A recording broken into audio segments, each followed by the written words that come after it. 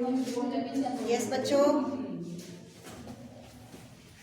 आज हम स्टार्ट कर रहे हैं chapter 3 class 10th mathematics exercise 3.1 exercise. एक तो काफ़ी सिलेबस डिलीट हो गया है, ठीक है ना। थर्ड चैप्टर में से पहले 6 एक्सरसाइज होती थी ओल्ड एनसीईआरटी में, अब हमारी 3 एक्सरसाइज होती है, ठीक है। तो ये जो 3 एक्सरसाइज है यही आपके सिलेबस में है। अब इस एक्सरसाइज को शुरू करने से पहले जो चैप्टर का नाम है वो हमारा क्या है, pair of linear equation in 2 variable. क्या नाम है चैप्टर का? पेयर ऑफ लीनियर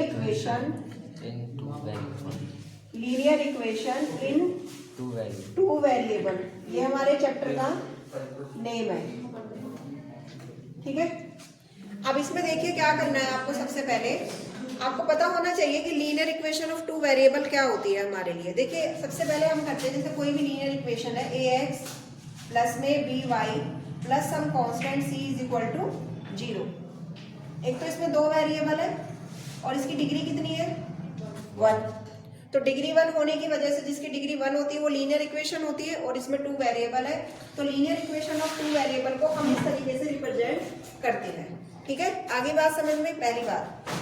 दूसरी चीज इसके अंदर क्या है कि सबसे पहले आपको इसमें ये ध्यान देना है कि जो आपके ये x और y वेरिएबल्स, ठीक है, वेरिएबल्स होते हैं, इनके जो आगे वाले कोफिशिएंट्स होते हैं उनको किस तरीके से डिनोट करते हैं। ये हमारा x का कोफिशिएंट होता है, ठीक है ना। a जो होता है डेट इज कोफिशिएंट बोलते हैं इसको। क्या बोलते हैं? Coefficient of x। And b is equal to coefficient of y and c is constant term।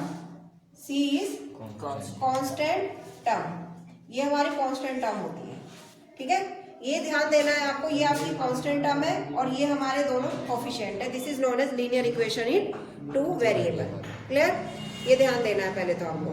अब इसके बाद आपको एक टेबल है, वो टेबल याद होनी चाहिए। अगर वो टेबल आपको आती है तो काफी हद तक आप इस एक्सरसाइज के क्वेश्चंस भी सॉल्व कर लेंगे, ठीक है। लेकिन टेबल से पहले मैं आपको 2-3 बातें बताना चाहूंगी कि अगर आपके पास इक्वेशंस जो होती हैं जनरली, हम इसके इक्वेशंस के क्या फाइंड करना चाहते हैं, सॉल्यूशन। ये जो लीनियर इक्वेशन इन 2 वेरिएबल होती है, अगर आपके पास इस तरीके से 2 इक्वेशन है a1x b1y plus c1 is equal to 0, a2x plus b2y plus c2 is equal to 0। इस टाइप से आपके पास 2 इक्वेशंस होती हैं। तो इस इक्वेशन के, ये जो इक्वेशन है आपके पास, इसके 3 टाइप्स की सॉल्यूशंस होती हैं। 3 टाइप्स के सॉल्यूशन होते हैं, ठीक है। वो 3 सॉल्यूशन हमारे पास क्या होते हैं कि एक तो होता है आपके पास एग्जैक्टली 1 सॉल्यूशन, एक होता है आपके पास एग्जैक्टली 1 सॉल्यूशन। एग्जैक्टली 1 सॉल्यूशन कब होता है? जब लाइंस आपकी क्या होती है, इंटरसेक्टिंग। जब लाइंस आपकी क्या होती है, इंटरसेक्टिंग, ठीक है। उसके बाद आपके पास होता है जो नेक्स्ट जो सॉल्यूशन है, उसके बाद आपके पास होता है एग्जैक्टली 1 सॉल्यूशन। ये तो बता दिया आपको। Infinitely many solutions, infinitely many solutions. अब इनफाइनाइटली मैनी सॉल्यूशंस कब होती है? जब लाइंस आपकी कोइंसाइड होती है। मतलब कि सपोज आपके पास L1 लाइन है और इसी के ऊपर आपकी दूसरी लाइन आ रही है, कोइंसाइड, मतलब एक के ऊपर एक, ठीक है। जो एक के ऊपर एक होती है उसको हम कोइंसाइड लाइन कहते हैं, ठीक है। और थर्ड हमारे पास होता है नो सॉल्यूशन। थर्ड हमारे पास होता है नो सॉल्यूशन। तो नो सॉल्यूशन के केस में नो सॉल्यूशन कब होता है? जब लाइंस आपकी क्या होती है, पैरेलल होती है। लाइंस आपकी क्या होती है, पैरेलल। ये L1 है और ये क्या है आपके पास, L2। तो जब आपके पास लाइन पैरेलल है तो नो सॉल्यूशन है। जब इनफाइनाइटली मैनी सॉल्यूशंस होती हैं तो लाइन आपकी कोइंसाइड होती है, ठीक है। और ये पैरेलल लाइंस है आपकी। और जब एग्जैक्टली 1 सॉल्यूशन होता है तो लाइन आपकी कैसी होती है, इंटरसेक्टिंग लाइंस होती है, इंटरसेक्टिंग लाइंस। ये समझ में आया पहले आपको, ठीक है। अब इसके बाद नेक्स्ट हम चलते हैं कि अगर आपके पास इंटरसेक्टिंग लाइंस होती है तो क्या कंडीशन होती है, इनफाइनाइटली मैनी सॉल्यूशंस होते हैं तो क्या कंडीशन होती है, और नो सॉल्यूशन होता है तो क्या कंडीशन होती है। ठीक है ना, ये आपको ध्यान इसमें देने की जरूरत होती है। एक तो सबसे इंपॉर्टेंट बात है हमारे पास कि जो कंडीशंस है उसको मैं यहाँ पे नोट डाउन कर रही हूँ। सपोज मेरे पास यहाँ पे दो इक्वेशंस है, इन दो इक्वेशंस को लेकर चल रहे हैं, इन दो इक्वेशंस को यहाँ पर लेकर चल रहे हैं। मैं यहाँ से ये रब कर देती हूँ ये वाला पोर्शन, और ये इक्वेशंस भी दोबारा से रीराइट कर लेते हैं। ठीक है, इक्वेशन है आपके पास a1 x b1 y plus c1 is equal to 0 and a2 x plus b2 y plus c2 is equal to 0। ये दो इक्वेशंस है आपके पास। ठीक है, अब इसमें हमें क्या करना है, अगर सबसे पहले हम इनके ना ये कोफिशिएंट्स, मैंने अभी बताया था ये कोफिशिएंट्स, इनको कंपेयर करेंगे, इनको कंपेयर करेंगे। कंपेयरिंग में क्या देखना है, अगर आपके पास इसके लिए एग्जैक्टली वन सॉल्यूशन की बात कर रही हूँ मैं, एग्जैक्टली वन सॉल्यूशन की बात कर रही हूँ। If a1 upon a2 is not equal to b1 by b2, तो आपके पास ये एग्जैक्टली वन सॉल्यूशन होता है। इट मींस लाइंस आपकी कैसी होती है, इंटरसेक्टिंग होती है। लाइंस कैसी होती है बच्चे, इंटरसेक्टिंग होती है। ठीक है, और अगर आपके पास ऑल कोफिशिएंट्स इक्वल आ जाते हैं, इसकी बात कर लेते हैं, a1 upon a2, b1 upon b2 and c1 upon c2, सारे ही कोफिशिएंट इक्वल आ गए, कांस्टेंट टर्म भी हमारी रेशो में इक्वल आ जाती है। तो वो कौन से सॉल्यूशंस होते हैं, इनफाइनाइटली मैनी सॉल्यूशंस होते हैं, और लाइंस कैसी होती हैं आपकी, कोइंसाइड होती है। ठीक है, और थर्ड केस में अगर आपके पास पहले दो कोफिशिएंट का रेशो सेम आ रहा है और थर्ड कांस्टेंट टर्म का रेशो अलग आ रहा है, देखिए ये दोनों तो हमारे पास सेम आ रहे हैं, ये डिफरेंट आ रहा है, तो इट मीन्स ये जो लाइंस आपकी है वो कैसी है, उस केस में आपके पास क्या है, नो सॉल्यूशन।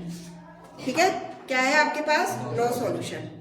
समझ में आ रही है बात। ठीक है, तो इस केस में आपको ध्यान रखना है कि किस कंडीशन में आपके पास वन सॉल्यूशन होता है, किस कंडीशन में आपके पास नो सॉल्यूशन होता है। ठीक है, अब आपके पास इन दो केसेस में अगर आपके पास इनफाइनाइटली मैनी सॉल्यूशंस है और एग्जैक्टली वन सॉल्यूशन है, तो ये जो कंडीशन होती है कंसिस्टेंट होती है। कौन सी होती है, कंसिस्टेंट। कंसिस्टेंस वो होती है, कंसिस्टेंट सॉल्यूशंस वो होते हैं बेसिकली जो हमारे डिपेंडेंट होते हैं, जो ठीक है वो वेरिएबल्स के ऊपर क्या करते हैं, डिपेंड करते हैं, वो डिपेंडेंट होते हैं एक दूसरे के ऊपर जो होते हैं। तो ये वाली जो कंडीशन है, मैं यहाँ पे लिख रही हूँ बॉक्स में, ये हमारी जो कंडीशन है फर्स्ट वाली, ये कंसिस्टेंट है, ये हमारी कंसिस्टेंट है। ये वाली जो कंडीशन है ये भी हमारी कंसिस्टेंट है। ठीक है जी, ये हमारी कंसिस्टेंट है, और जो थर्ड कंडीशन है, ये वाली जो हमारी थर्ड कंडीशन है, ये वाली जो है वो हमारी इनकंसिस्टेंट है, इनकंसिस्टेंट। तो कई बार क्वेश्चन में आपसे ये भी पूछा जाता है कि बताइए कंसिस्टेंट है कि इनकंसिस्टेंट है, तो आपके लिए ये भी ध्यान रखने की जरूरत होती है। ठीक है, क्योंकि जहां नो सॉल्यूशन है वहां पर आपके पास कोई डिपेंडेंट रिलेशनशिप मिल ही नहीं सकती है। समझ में आ गई बात, क्योंकि वो सेपरेट लाइंस होती है, उसमें कोई डिपेंडेंट सॉल्यूशन नहीं होता, तो उस केस में आपके पास इनकंसिस्टेंट है, अदरवाइज ये दोनों क्या होती है, कंसिस्टेंट होती है। समझ में आ गई बात, ये टेबल क्लियर है आप सबको। ठीक है, अब इसके बाद हम बात करते हैं नेक्स्ट क्वेश्चंस की बात कर लेते हैं। इसके अंदर एक्सरसाइज 3.2, ठीक है, एक्सरसाइज 3.2 जो है आपके पास, ये ओल्ड बुक के अकॉर्डिंग मैं 3.2 कह रही हूँ, और जो न्यू बुक होगी उसमें 3.1 होगी। ठीक है, तो क्योंकि जब अब हमारी एनसीईआरटी चेंज होगी तो उससे हमारी नंबरिंग भी चेंज हो गई है। क्लियर, तो ध्यान दें आप इस चीज़ के ऊपर। अब मैं आपको क्वेश्चन करके दिखा रही हूँ एक, तो उससे पता चलेगा कि आपके पास कैसा सॉल्यूशन है, वो कंसिस्टेंट है, इनकंसिस्टेंट है, या फिर एग्जैक्टली मैनी सॉल्यूशन है, इनफाइनाइटली मैनी सॉल्यूशन है, या फिर नो सॉल्यूशन है। तो क्वेश्चन को आप ध्यान से देखिए। जैसे एक फर्स्ट क्वेश्चन है, कोई भी एग्जाम्पल मैं यहाँ पे आपको करके दिखा रही हूँ। जनरली यहाँ से ऊपर की तरफ कर लेते हैं थोड़ा सा, ताकि आपको कंडीशन सामने रहे, तो फिर आपको देखने में दिक्कत ना हो। इधर से कर लेते हैं, इसको मैं रफ कर देती हूँ एक बार के लिए। ये देखिए, ठीक है, अब इसमें देखिए क्या है हमारे पास, 5x minus 4y plus 8 is equal to 0 and 7x plus 6y minus 9 is equal to 0। अब इन दोनों में हम चेक करेंगे, पहले हम इसके जो कोफिशिएंट है उनको कंपेयर कर लेते हैं।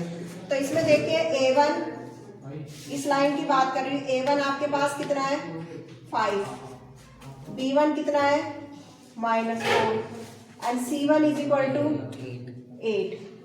ठीक है, अब इस वाली लाइन की बात कर लेते हैं, a2 इसमें है 7, b2 इसमें है 6 और c2 इसमें है -9। क्लियर। अब आप रेशियोज कंपैरिजन करिए। सबसे पहले लिखिए a1 अपॉन a2, यहाँ पर इधर कंपैरिजन कर देते हैं हम। a1 अपॉन a2 वो कितना है आपके पास 5 अपॉन 7 और b1 अपॉन b2 वो कितना है आपके पास -4/6। तो a1 upon a2 is not equal to b1 upon b2। तो नॉट इक्वल टू है तो कौन सी कंडीशन आ गई, फर्स्ट वाली कंडीशन आ गई। तो इसके कितने सॉल्यूशंस होंगे आपके पास, एग्जैक्टली 1 सॉल्यूशन आपको मिलेगा। और कैसी लाइंस होंगी आपके पास, इंटरसेक्टिंग लाइन होगी। तो इस तरीके से आपको ये चेक करना है कि आपके पास कौन सा सॉल्यूशन है। ठीक है, एक एग्जांपल मैंने यहाँ पे आपको करके दिखाया है और आप इन्हें ट्राई करेंगे। ठीक है, चलिए ठीक है बच्चे, आप इस एक्सरसाइज को ट्राई करिए। ठीक है, यस बच्चे, हमने की थी 3.1 एक्सरसाइज का एक क्वेश्चन हमने यहाँ पर किया था। ठीक है, इसमें हमने बताया था कि वो लाइन कैसी है आपकी, कंसिस्टेंट भी है और इंटरसेक्टिंग लाइन्स है और उनका एग्जैक्टली 1 सॉल्यूशन है। ठीक है, एक क्वेश्चन आपको मैं नेक्स्ट क्वेश्चन नंबर 3 उसका एक पार्ट करके दिखा रही हूँ, जिसमें उसने पूछा है कंसिस्टेंट है कि इनकंसिस्टेंट है। तो इसके अंदर क्या करना है आपको, देखिए third question 1 part, 3x plus 2y is equal to 5, 2x minus 3y is equal to 7। Check करेंगे इसमें हम, a1 जो है वो आपके पास 3 है, b1 आपके पास 2 है। अगर आप 5 को उधर लेकर जाना चाहते हैं तो जो आपके पास c1 आएगा वो -5 आएगा, c1 जो होगा वो -5 आ जाएगा। सिमिलरली जो a2 यहाँ पर आएगा वो हमारे पास 2, b2 यहाँ पर -3 और c2 आ जाएगा आपके पास -7। ठीक है, अब आप चेक करेंगे a1 upon a2 is equal to, मतलब क्या वैल्यू है 3/2 and b1 upon b2 is equal to 2/-3। So a1 upon a2 first question है ये थर्ड का, इज नॉट इक्वल टू 2/-3। तो ये दोनों ही आपस में आपके पास b1/b2 के इक्वल नहीं है, ये दोनों ही आपस में इक्वल नहीं है।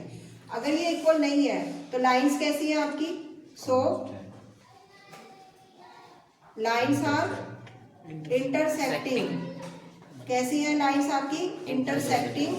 और क्या है यहाँ पर, एग्जैक्टली 1 सॉल्यूशन,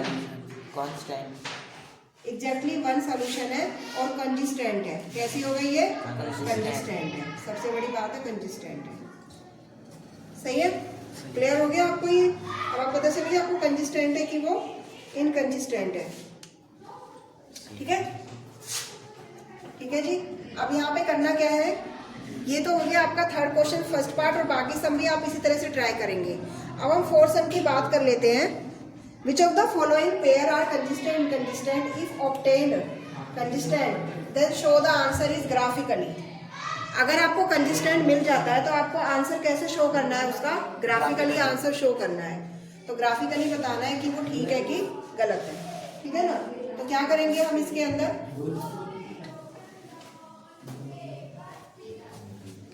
देखिए सम नंबर 4,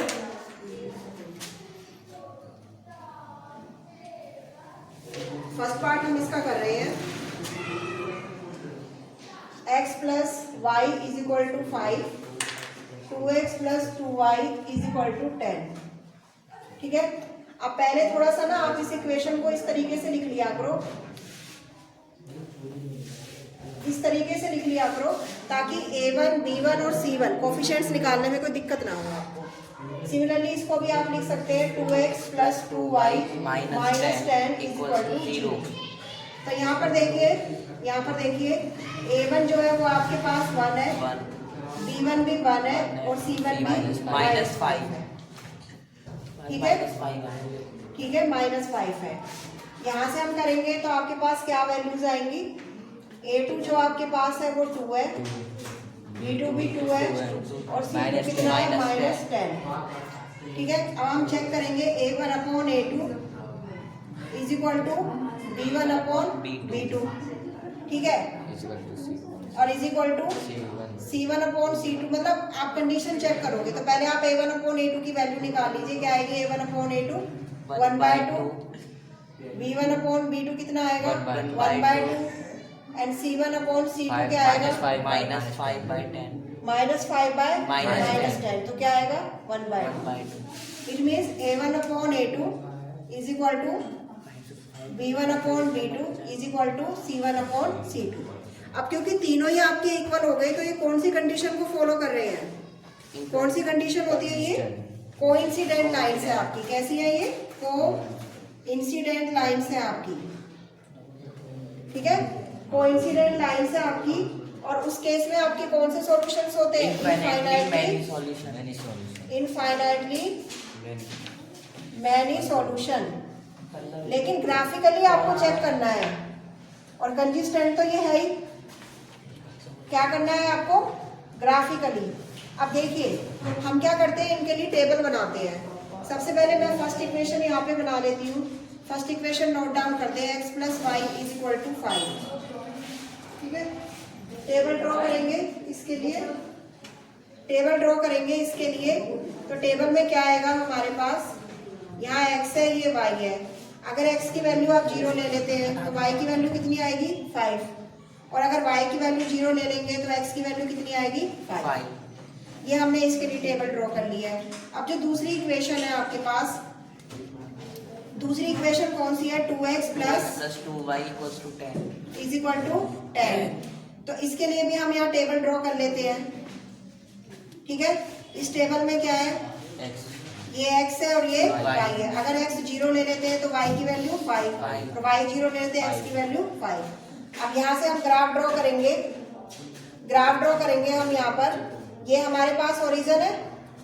ठीक है, x एक्सिस, और ये क्या होगी बच्चे? y axis.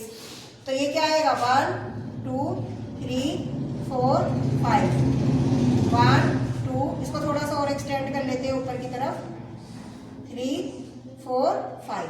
तो एक वैल्यू तो है आपके पास 5,0 और एक क्या है? 0,5। इन दोनों को आप मीट करेंगे, दोनों का एक ही ग्राफ आएगा, सेम ही ग्राफ आएगा। तो सेम ग्राफ आने की वजह से कैसी लाइन है ये आपकी? कोइंसिडेंट। जो दूसरी लाइन है वो भी इसी के ऊपर ही आएगी। तो कैसी लाइंस हो गई आपकी? कोइंसिडेंट लाइंस हो गई। कोइंसिडेंट लाइंस में इनफाइनाइटली मैनी सॉल्यूशंस होते हैं और ये भी आपके पास क्या होती है? कंसिस्टेंट होती है। क्या होती है? कंसिस्टेंट होती है। समझ में आ गया? आपको इसी तरह से बाकी के पार्ट इसके कंप्लीट करने हैं।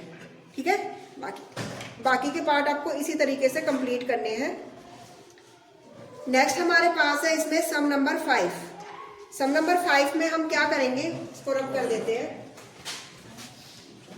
अब लेटेस्ट टेक जो विड्थ हमने ले रहे हो अकॉर्डिंग टू क्वेश्चन x, क्योंकि उसने बोला है कि जो लेंथ है वो विड्थ की 4 टाइम मोर देन है। तो विड्थ कितनी हो जाएगी? विड्थ अगर आप x ले रहे हो तो लेंथ कितनी हो जाएगी? x + 4। According to this question इसने हमसे ये बोला है कि half the parameter of rectangular garden. क्या है हाफ पैरामीटर आपके पास? 36। अगर मैं देखो ये मेरे पास पैरामीटर है 2l + b, क्योंकि जो रेक्टेंगल का पैरामीटर होता है वो यही होता है। अगर मैं इसका हाफ करूं, इट मींस इसे 2 से डिवाइड कर दूं, तो मेरे पास क्या आ जाएगा? l + b।